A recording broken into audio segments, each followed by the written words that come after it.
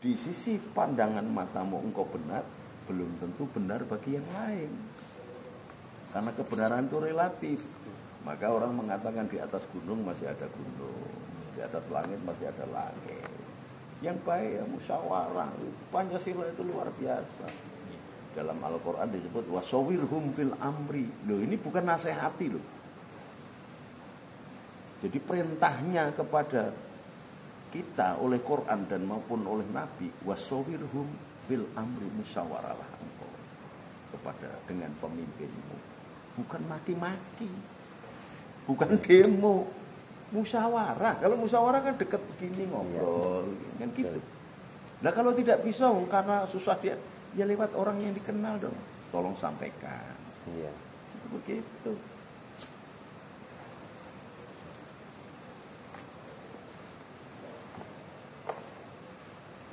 Loh kalau kenapa Gus Dur kadang-kadang kok terus ngomongnya nyemprot Jokowi? Loh saya Brahmana, saya Kiai, saya mengharapkan kebaikan bagi kepemimpinannya Jokowi terhadap rakyatnya.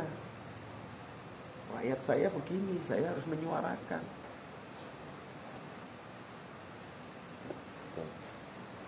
Dan di dalam batas Kiai itu ada batas hukum. Di Ihya Ulumuddin dituliskan, kalau tidak ada kepentingan yang urgen yang merubah keimanan seseorang, tidak perlu munyak-munyuk ke rumah pejabat. Munyaknya nggak apa-apa, Munyuknya monyet. Monyetnya ini artinya apa? Ulama itu punya sifat monyet. Sifat monyet itu apa? Huruf tok tadi, tomat. Pengen niki, kayak monyet itu. Coba kamu lempar apa? Gedang pisang, tangkap, lempar lagi, oh masuk ke sini, oh kaki ini. Iya benar. Sama sifat monyet. Iya. Maka Imam Ghazali mengatakan begitu. Orang ulama kok deket-deket dengan Umar, gempil imannya. Sekurang-kurangnya jadi monyet atau kirdun. Iya. Nek munyaknya enggak apa-apa. Munyuknya yang jadi persoalan. Di Tawangmangu kan waktu itu lihat kacang, dia nggak inget teman-temannya itu, diambil gini, udah dimakanin, kakinya juga ambil semua kan. Ya, itu sifat monyet. Maka Maka kalimatnya adalah tamak. Tamak. Tamak itu bahasa Indonesia, bahasa Arabnya tomak, pakai tok. Oh. Nah, itu hurufnya bulat. Artinya apa? Tidak mikir yang lain, di luar nggak mikir. Kalau pakai ta itu lebih lagi cangkeme ambone ora lantai-lantai. Iya benar. Huruf ta kan begini. Gunung aja entek.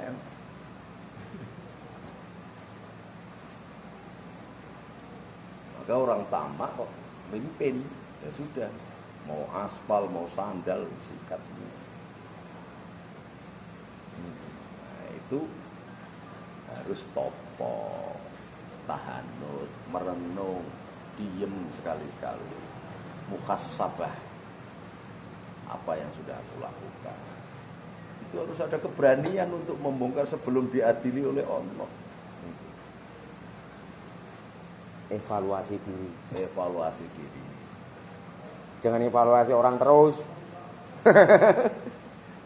Nah kalau kita sibuk dengan kesalahan kita sendiri, nggak sempat mikir kesalahan. Iya orang. betul. Maka saya, kamu itu gunanya apa? Maki-maki Anies terus. Kamu belum tentu bisa jadi gubernur kok. Paling tidak, sekurang-kurangnya Anies sudah memenangkan dalam mekanisme demokrasi. Kamu jual ayat dan mayat, itulah caranya. Iya. Bagimu itu jual ayat dan mayat, bagi dia enggak. Nah ini kebenaran relatif itu di sini. Betul. Oh saya dicurangi. Ya sekurang-kurangnya Prabowo kan dulu ngomong, oh saya dicurangi begini. Sekurang-kurangnya pinter Jokowi so nyurangi dapurmu mulai jenderal dicurangi. Itu loh. Iya betul. Artinya lebih pantas dia jadi pemimpin. Iya. Gitu loh. Nah orang goblok kok mau jadi pemimpin. Bisa dicurangi kan orang goblok. Nah, nek wong Jawa itu makanya membawa beban tanggung jawab itu dipikul. Iya. Pikulannya namanya mbatan. Jembatan. Jadi ketika seorang pemimpin membawa beban berat, ada relativitas ini. Iya. Mentul-mentul. Pikulan batan. Sama dengan menjaga keimanan itu seperti kalau Imam Ghazali seperti memegang bara api, pegang tanangan terbakar, dilepas imannya hilang. Gimana caranya? Nah, di sini memunculkan sifat khalik yang ditempelkan di dalam hati kita. Kreativitas. Mencalkir. Nah, suatu adem, mencalkir meneh. Iya. Ya, itu kreativitas. Kreatif. Maka di Bible dikatakan di Yesaya perjanjian lama, jadilah kalian Tuhan kecil. Makanya pastor pendeta sampai aku kayak apa ya. Tapi saya selalu ngomong, dan nggak usah khawatir, saya nggak akan masuk Kristen. Kalau saya masuk Kristen sampai kalah pasaran. Iya. Oh, jadi kamu sudah benar Kristen itu. Tinggal bikin gereja aja, pemasukan banyak. Iya, betul. 10%. Perusahaan gereja itu paling cuma kamu bikin gereja 10. Jemaatnya 1.000 persepuluhannya berapa? Udah kamu ambil separuh aja, urus kamu duduk manis. Maka pendeta kaya semua kan. Iya.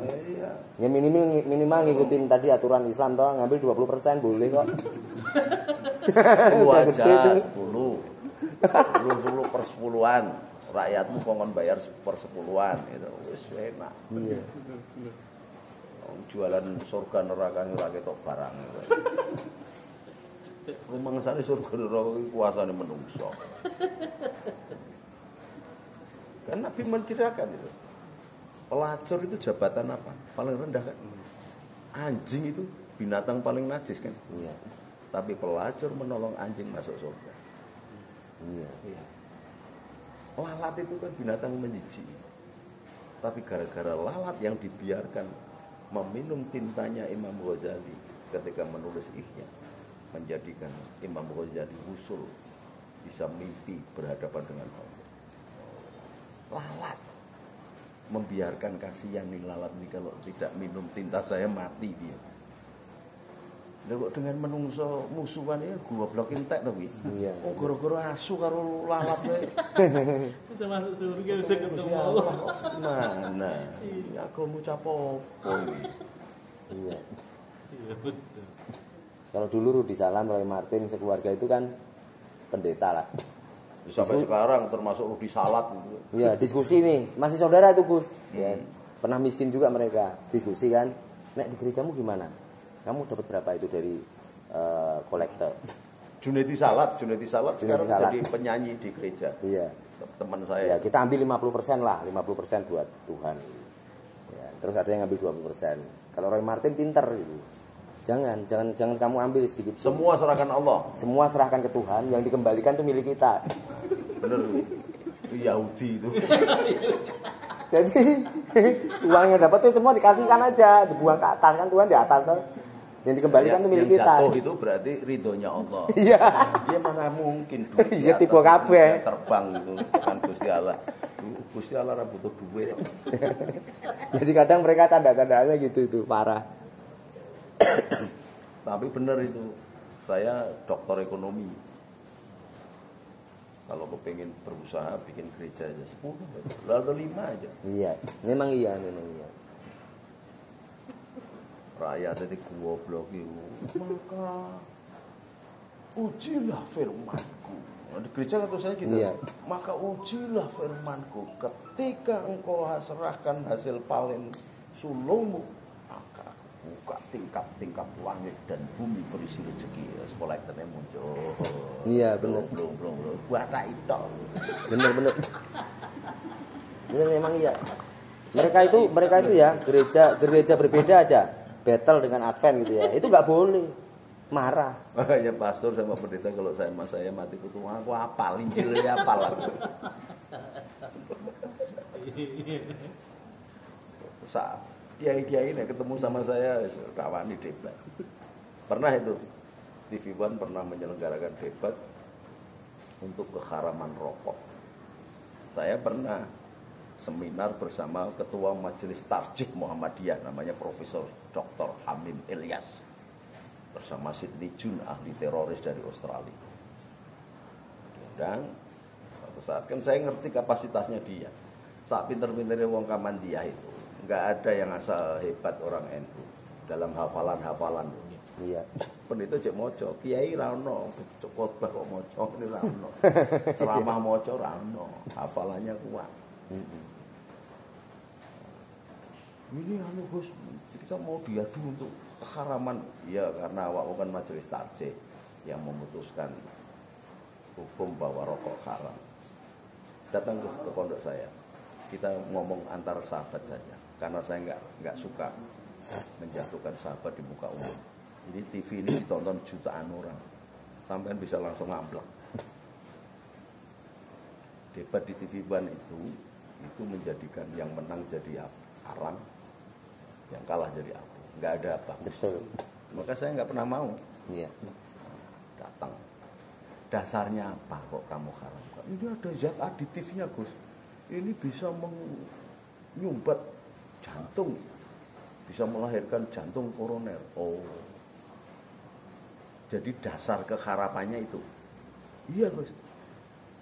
Daging merah, daging sapi itu banyak kolesterolnya. Yang kamu sudah bikin penelitian belum, Bro? Yang mati karena ngerokok sama makan daging merah itu banyak mana? Ya, banyak kolesterol Gus. Haramkan dong daging merah itu, daging sapi itu. Iya, benar lah. Tadi iya membuat kematian kan? Iya. Terus sang tanah, emping, melinjo, kacang ini Gorengan haramkan. Lu kenapa Gus? Asam urat. Sama menyumbat jantung juga. Iya. Tingkat kematiannya jauh lebih besar dan menyiksa malah. Nah, rokok kan masih nikmat. Iya. Sambil ngerokok double ra kerasa ya. Iya, benar. Asam urat itu wah paling cerenun dak karo-karuan. Iya, sakit. Haramkan. Prof, saya ini ketua Asosiasi Pedagang Gula dan Tepung Terigu se-Indonesia. Saya tahu kenapa jumlah produksi gula di Indonesia itu hanya 1,5 juta ton. Kebutuhannya 3,5 juta ton, yang 2 juta ton impor. Kenapa? Karena orang Indonesia sangat senang minum manis. Maka kalau usia 40 tahun pasti dia kena diabetes. Pasti. Nah, diabetes itu jauh lebih parah tingkat serangan virusnya atau disebut virulensinya dibanding dengan jantung, liver, ini ginjal, karena merusak mata, merusak segalanya. Bahkan burung aja nggak bisa berdiri, nggak bisa ngaceng itu. Iya, betul. Dan terus haramkan gula. Iya. Di samping itu pernah nggak sampean lihat di pabrik-pabrik gula itu bahwa tebu dicetak, digiling jadi gula itu dicuci itu? Nggak ada.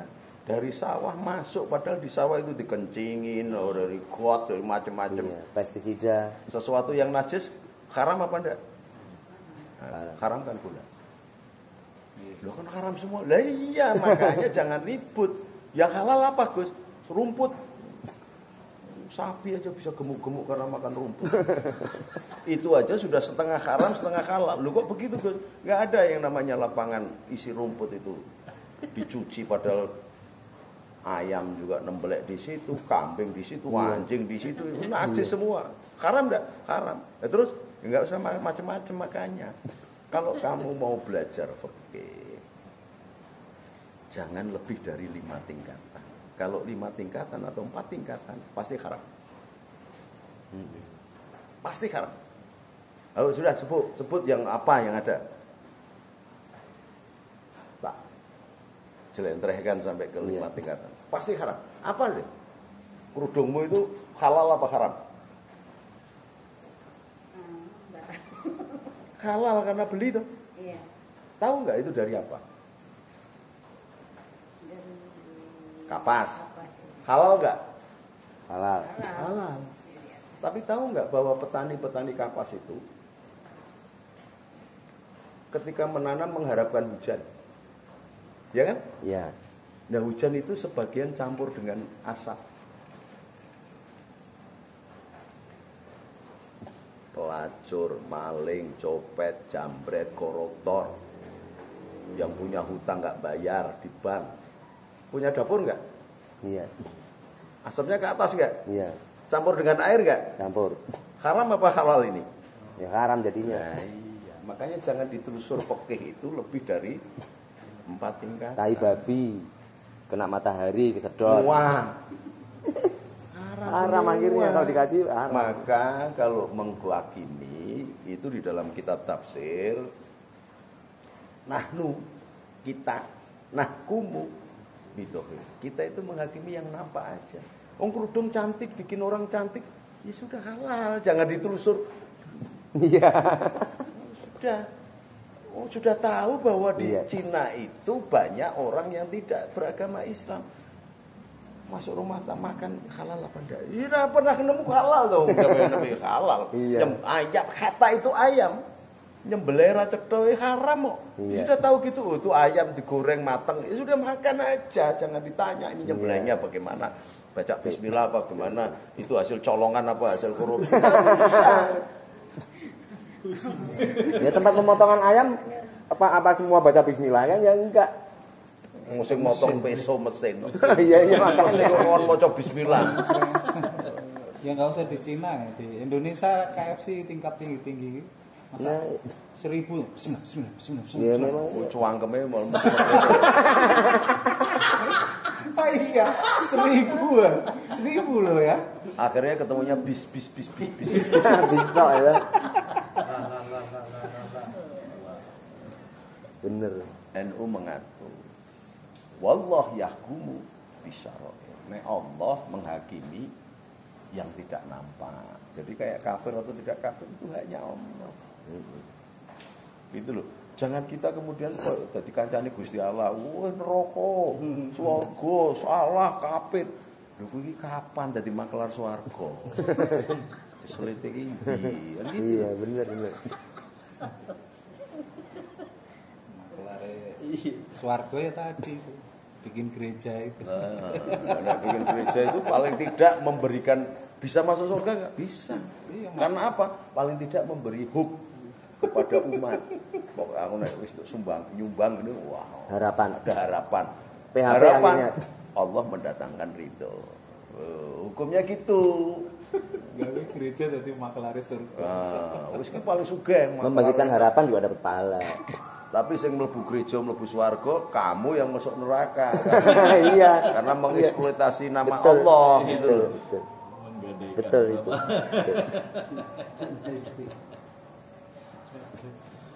Saya dulu istri saya jualan gado-gado. Jadi pendeta itu belinya banyak tuh kalau tiap hari Minggu ya. Datanglah dia ya kan ngobrol terus sisakan sisihkan satu hari dalam satu minggu ya kan kamu ke gereja gini ya kan. Nah saya bilang gini karena terus mengganggu terus baik dia ya sering ngasih uang anak saya ya kan saya pernah hidup susah gitu loh Gus ya. Nah udah gitu saya tanya gini saya itu dulu ke gereja ya kenapa saya nggak mau ke gereja karena kadang-kala saya nggak punya uang ya saya itu pernah gini loh Pak Pendeta ya kan happy ya happy ye saya senang jadi anak Tuhan nanti keliling tuh orang tuh ya kan orang yang keliling ya kan nah karena saya nggak punya uang kadang-kala saya begini ya sampai-sampai pernah saya dibawain uang ya kan saya belum sempat ngerogoh kantong tuh sudah ditinggal gitu karena udah langganan nggak ngasih tertekan ya saya bilang ya saya mau ke gerejamu kalau nyumbangnya itu di kota aja gitu. Marah dia Gus ya Taksasinya nggak jalan, apanya kolektornya nggak jalan. Iya, maksudnya kan kota aja. Jadi orang nyumbang itu jadi saya jadi takut saat itu. Kenapa? Karena kami dijemput, dikasih permen, ya kan, dikasih telur lah atau apa, ya kan. Saya sampai seperti itu. Nah, terus saya tanya, kalau sampean kerjanya apa? Saya mengabdikan hidup saya untuk Tuhan setiap hari, kata dia. Oh, gitu ya. Berarti sampean malah kerja tiap hari itu. Marah akhirnya aku nggak jadi beli tempat saya nggak apa-apa. Iya beneran ditanya istri saya Ya saya logika terus saya gitu kan ya kan. Coba ganti dengan kotak gitu. Sehingga orang datang itu nggak malu. Kan belum tentu orang punya duit. Nah, karena apa? Karena yang dijelaskan pendetanya salah. Jadi suatu saat Tuhan Yesus itu, Tuhan itu dari bahasa halus. Bahasa kasarnya namanya Tuhan. Makanya Yesus tidak pernah disebut God. Iya, betul. Tapi Lord. Iya. Iya, Tuhan. Ini bahasa sastra ngerti. Betul. Kayak saya itu dari kata sahaya menjadi saya. Nah, itu menjelaskan Yesus suatu saat diminta oleh umatnya untuk berdoa kepada Tuhan, maka turunlah 2 ekor ikan dan 4 batang roti, dibagi nggak habis-habis. Nah sekarang orang rebutan rotinya, tidak rebutan Yesusnya. Iya. Makanya pendetanya ya persepuluhan terus. Betul, betul.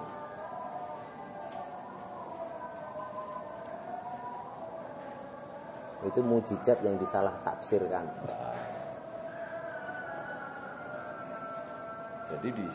Jadi sebenarnya yang ditangkepin di polisi-polisi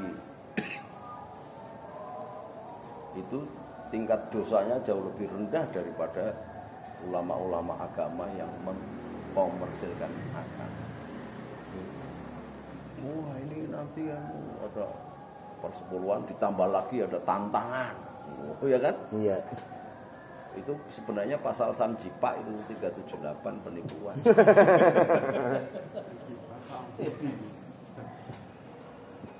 Tetapi tolong mentalitas Kristenmu jangan kamu hilangkan kalau masuk Islam. Kenapa? Zaman Kristen bersepuluhan, giliran Islam 2,5% atau bayar. Iya. Jadi ada nilai positifnya. Gereja mengajarkan untuk bersedekah itu Pak. Lebu Islam ini malah rambayar, malah jadi ini Peleksio, Yahya Waloni, misi-misi wah. Dulu malah bagus-bagus ketika masuk Kristen. Iya.